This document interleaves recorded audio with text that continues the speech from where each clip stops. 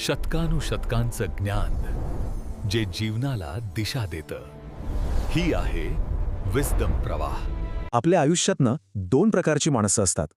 काही जण असतात जे फक्त किनाऱ्यावर बसून समुद्राच्या लाटांचं कौतुक करतात, आणि काही जण असतात जे थेट त्या लाटांना भेदून पलीकडचा किनारा गाठायची हिंमत करतात. आजची ही जी गोष्ट आहे ती आपल्याला स्वतःलाच एक महत्त्वाचा प्रश्न विचारायला लावणारी आहे. तर मग प्रश्न हा आहे की आपण नक्की कोण आहोत? फक्त मोठमोठ्या गप्पा मारणारे की खरंच काहीतरी करून दाखवणारे? आता हा प्रश्न खूप मोठा वाटू शकतो, हो ना? पण गंमत म्हणजे याचं उत्तर एका छोट्याशा साध्या गोष्टीत दडलेलं आहे. चला तर मग या गोष्टीतून स्वतःच्या आत डोकावून पाहूया. तर ही गोष्ट आहे प.पू. वासुदेवानंद सरस्वती म्हणजे आपल्या टेंबे स्वामी महाराजांच्या आयुष्यातील. त्यांनी एका छोट्याशा प्रसंगातून हेच दाखवून दिलं की अध्यात्म म्हणजे फक्त बोलण्याचा नाही तर जगण्याचा विषय आहे. आणि ही कथा ही आपल्या सगळ्यांसाठीच जणू एक आरसा आहे. जरा डोळ्यासमोर चित्र उभं करा. एक शांत नदीचा काठ आहे. तेथे महाराज उभे आहेत, अगदी एखाद्या निर्मळ झऱ्यासारखे. त्यांच्या नुसत्या असण्यानेच तिथलं सगळं वातावरण कसं शांत झालंय. आणि अशा वेळी अचानक एक भक्त धापा टाकत अगदी हताश होऊन त्यांच्याजवळ येतो. त्याच्या चेहऱ्यावर आणि डोळ्यांमध्ये एक वेगळीच तगमग दिसत होती. त्याने थेट महाराजांच्या पायावर डोकं ठेवलं आणि एक मागणी केली. अशी मागणी जी कदाचित आपल्या सगळ्यांच्याच मनात कधी ना कधी येते. त्याला सुटका हवी होती, मुक्ती हवी होती. आता ऐकायला ही मागणी किती मोठी आहे नाही का?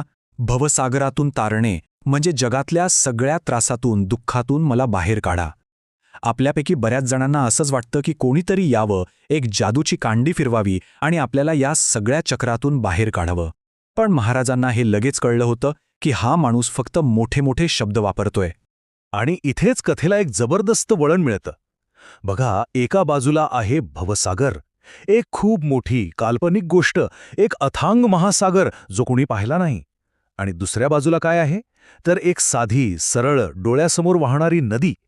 तो भक्त बोलत होता त्या न पाहिलेल्या समुद्राबद्दल, पण त्याला हे दिसत नव्हतं की त्याच्यासमोर एक छोटंसं पण खरंखुरं आव्हान उभं आहे.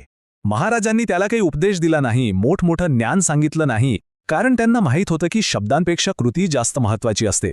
म्हणून त्यांनी शब्दांऐवजी थेट एक आव्हानच दिलं, एक परीक्षा. दिसायला अगदी सोपी पण खूपच भेदक. बघा, किती सोपं आणि थेट उत्तर. तत्वज्ञानाचा एकही शब्द नाही. महाराज फक्त म्हणाले, चल माझ्यासोबत. आणि ते स्वतः नदीत उतरले, शांतपणे. वरून पाणी अगदी संथ दिसत होतं, पण आत प्रवाह किती होता, खोली किती होती हे कोणालाच माहीत नव्हतं. आणि इथेच त्या भक्ताच्या परीक्षेला सुरुवात झाली. आणि मग कमरे इतक्या पाण्यात उभे राहून महाराजांनी आपला हात पुढे केला आणि म्हणाले, घाबरू नकोस, मी आहे इथे. फक्त माझा हात धर आणि पुढे ये. आता यापेक्षा मोठा विश्वास, यापेक्षा मोठं आश्वासन काय असू शकतं सांगा बरं? ज्या गुरुला सर्वस्व मांडलं तोच पाण्यात उभा राहून म्हणतोय मी आहे. हे फक्त एक वचन नव्हतं, ही होती त्याच्या श्रद्धेची खरी परीक्षा. आणि मग जे घडलं तिथूनच सगळा खेळ बदलला. जो माणूस काही वेळापूर्वी तो अथांग भवसागर पार करण्याची भाषा करत होता, त्याच्यासाठी मुक्ती आता फक्त 4 पावलं दूर होती. समोर गुरूंचा हात होता, पण त्याच्या शब्दांमध्ये आणि त्याच्या कृतीमध्ये एक मोठं युद्ध सुरू झालं, शब्दांचं आणि भीतीचं. पण तो भक्त तो किनाऱ्यावर थिजून उभा राहिला. त्याचे पाय जणू काही जमिनीला चिकटले होते. समोरच्या त्या खऱ्या पाण्याला बघून तो इतका घाबरला की त्या काल्पनिक महासागराची भीती या खऱ्या नदीच्या भीतीसमोर काहीच नव्हती.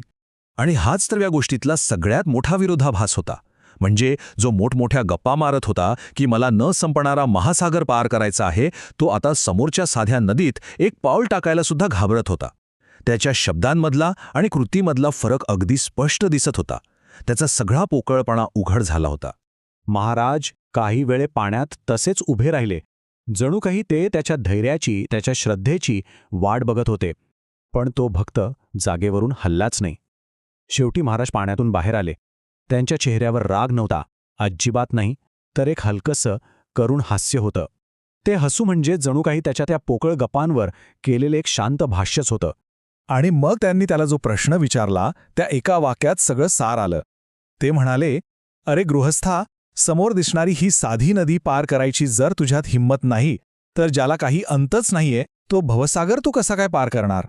म्हणजे बघा, ज्याला समोर उभ्या असलेल्या गुरूवर विश्वास ठेवून 2 पावलं टाकता येत नाहीत, त्याने मोक्षाच्या गोष्टी करणं हे किती हास्यास्पद आहे.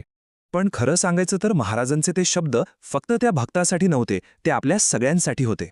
आपल्या सगळ्यांसाठी एक आरसा होते. आपणही तर असंच करतो नाही का? मोठमोठे प्लॅन करतो, म्हणतो मला बिझनेस सुरू करायचा आहे, पण पहिलं पाऊल उचलायला घाबरतो.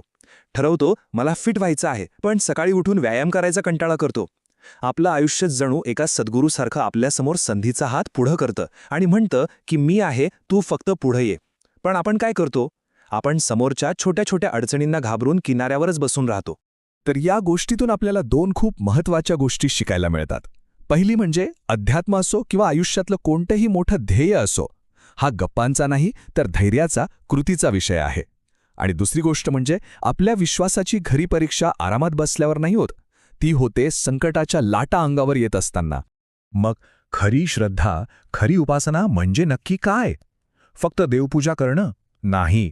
खरी श्रद्धा म्हणजे त्या शक्तीवर, आपल्या ध्येयावर इतका पक्का विश्वास ठेवणं की जेव्हा ती शक्ती आपल्याला पुढे जायला सांगेल तेव्हा पुढचं काहीही दिसत नसताना अगदी काळोखात सुद्धा पाऊल टाकण्याची हिंमत ठेवणं. या एका विश्वासावर की आपला हात नक्की धरला जाईल. तर मग शेवटी प्रश्न तोच उरतो, तो सद्गुरू म्हणजेच आपलं आयुष्य रोज आपल्यासमोर नवीन नवीन संधींचा हात पुढे करत आहे. आता ठरवायचं आपण आहे की तो हात धरून पाण्यात पहिलं पाऊल टाकायचं, की त्या भक्तासारखं फक्त भवसागर पार करण्याच्या गप्पा मारत समोरच्या छोट्या नदीला घाबरून किनाऱ्यावरच उभं राहायचं. विचार करा, आपलं आजचं पहिलं धाडसी पाऊल कोणतं असेल?